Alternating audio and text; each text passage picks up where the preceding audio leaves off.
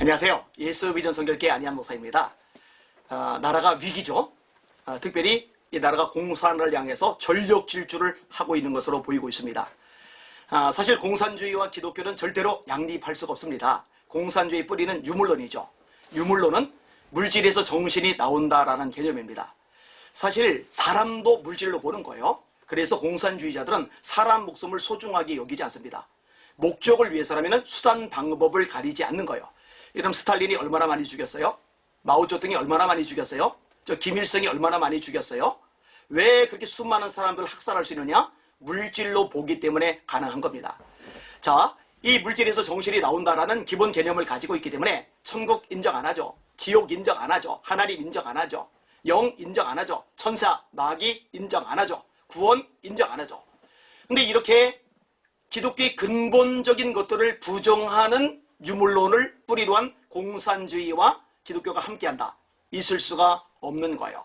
따라서 목사님이라 그러면서 그리고 성도라 그러면서 나는 좌파다 라고 말하는 거는요, 말이 되졌습니다. 그 사람이 거듭나지 않은 사람이든지 스스로가 속고 있는 사람이든지 아니면 거짓말을 하고 있는지 그 중에 하나일 뿐입니다.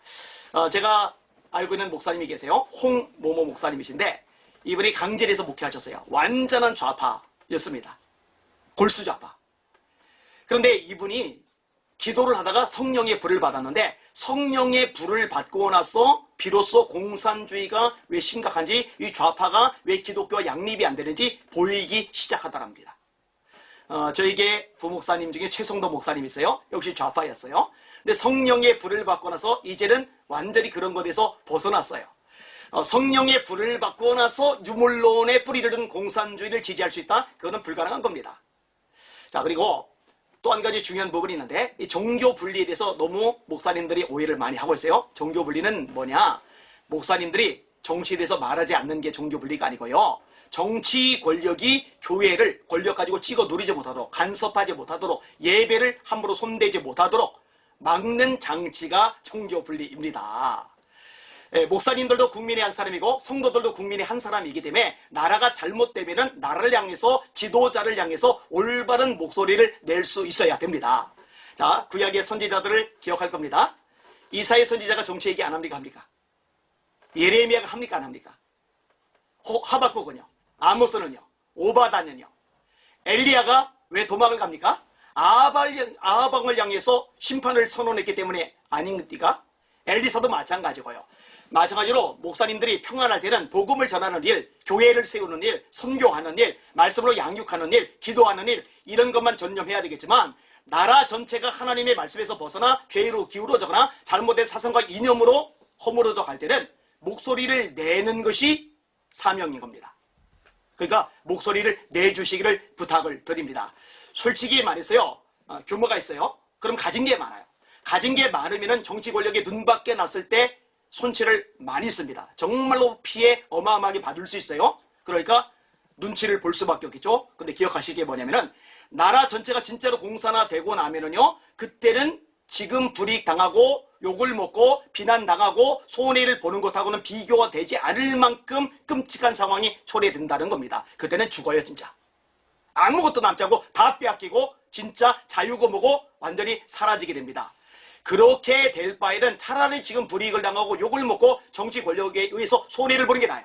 그렇게 손해를 보다가 나라가 바로 잡아지면은 그러면은 하나님 앞에, 사람 앞에 떳떳하지 않겠습니까? 이렇게 하나님 앞에 또 맡겨진 영혼들 앞에 양심껏 떳떳한 하나님의 종들로 설 수 있도록 그렇게 해주셨으면 좋겠습니다.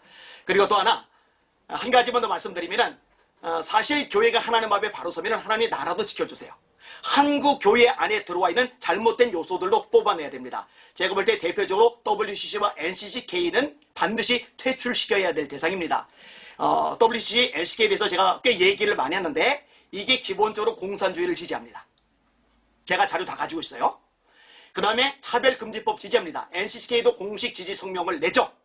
그리고 예수님 말고 타 종교에도 구원이 있다라고 말을 합니다. WCC 총회 보고서에서 제가 직접 눈으로 읽었어요. 타 종교에도 궁극적 실체가 있다. 함께 예배하는 법을 연구해야 된다. 그럼 선교는 어떻게 돼요? 선교는 일방통행이다. 선교하다가 죽인다가는 순교는 어떻게 돼요? 순교는 일방통행의 극치다. 이런 배교적인 소리를 하는 단체를 내버려 두면 안 됩니다. 이런 죄악들을 내버려 둔 채 방치한 채 하나님 도와주세요. 이러면 하나님의 도움을 받기가 어려워요. 이사야 59장 1절과 2절에 여호와의 손이 짧아서 구원하지 못하심이 아니요 귀가 둔하여 듣지 못하심이 아니라 너희 죄가 너희와 하나님 사이를 갈라놓았고 그 죄악이 그 얼굴을 가려서 너희로 듣지 못하시게 하미니. 그러니까 나라에서 목소리를 내시되 특별히 죄악을 회개하면서 버릴 것 버리면서 하나님께 부르짖고 또 목소리 내고 선한 싸움을 싸우면은 하나님이 반드시 이 대한민국 건져주시고 우뚝 세워주시며 선교 강목으로 마지막 사명 감당하게 하다가 재림하시는 주님 영접하는 한국교회로 세워주실 줄 믿습니다. 우리 그것을 위해서 다 쏟아붓고 함께 싸웁시다. 할렐루야.